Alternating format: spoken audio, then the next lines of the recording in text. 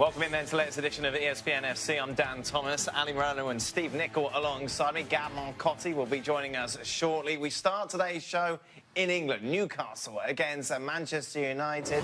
Newcastle have been dreadful so far this season. Manchester United, big favourites going into this tie. 10 minutes to go before the break. Martial with a chance to break the deadlock, denied by the goalkeeper. Yeah, what super ball from Matic, and from there you think Martial's going to do it, but great save. Into the second half, Alexis Sanchez with an open goal, just can't get his feet right, and in the end it's blocked.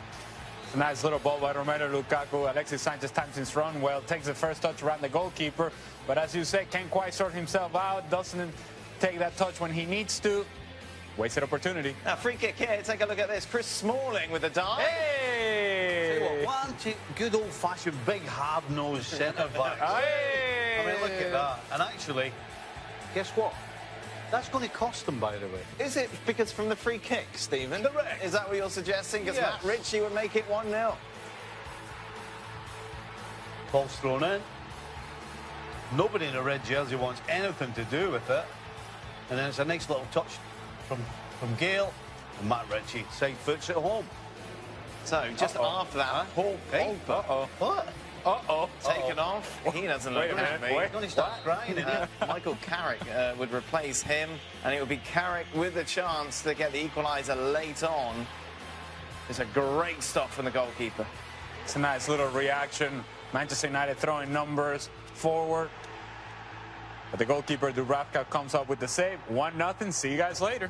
Finishes at Newcastle 1, Manchester United 0. I think even the most staunch Manchester United fan would struggle to convince you that they deserve to win this game. Yeah, absolutely. And actually, the Newcastle should have had a penalty as well. So this could have been even worse. Well, it's bad enough to lose the game. But the way they played, I mean, you talk about a team that doesn't look as though they have a plan. They look as though they're just going out there, and because man for man, they're better than the opposition, it's going to happen. And it just, well, 9 times out of 10 so far, it just doesn't seem to be happening. Now, you're talking about a team in Newcastle that hadn't won at home since October. So it's not like they're dominant at St. James's Park. It's not like they show up and people are intimidated playing there. It's just not working that way for Newcastle. And so in comes Manchester United.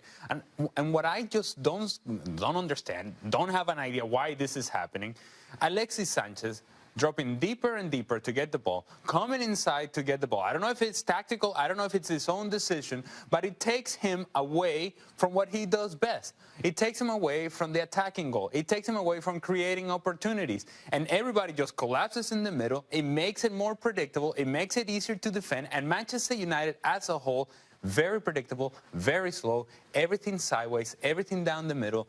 You find a team that struggles to really create opportunities. And with all those big names, very little in the performance. No substance whatsoever. The biggest of those names, Paul Pogba, anonymous. You know, you wouldn't know he was on the pitch, really, for the time that he was on before he got substituted.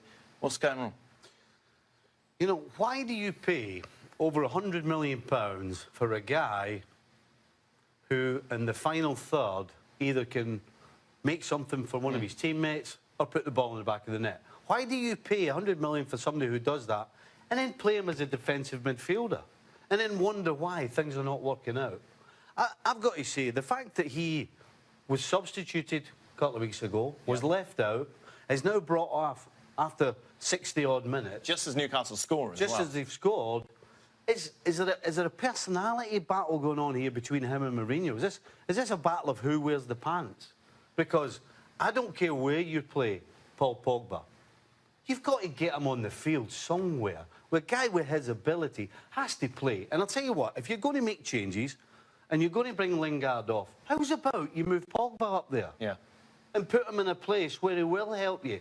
No, you pull him off. I'll tell you, I think there's something going on behind the scenes here with Pogba and Mourinho. How about that's a crazy move. How about the idea that you keep Pogba in an attacking position out of the midfield. From the start. Yeah, and get Alexis Sanchez out of there, put him on the left-hand side where where he feels most comfortable, where he has done most of his good work in England. That's where he's been most effective. And in fact, the opportunity that we just showed comes from him being in a higher starting position, coming from the left-hand side, misses the chances, but that's where the opportunities are going to come from. Have Pogba underneath and then Alexis Sanchez more advanced. That would seem to be logical, but somehow we're having this discussion, and it all points back to Jose Mourinho, and I don't know if it's arrogance, I don't know if it's stubbornness, the idea that he's going to make these decisions and the players will have to listen to him.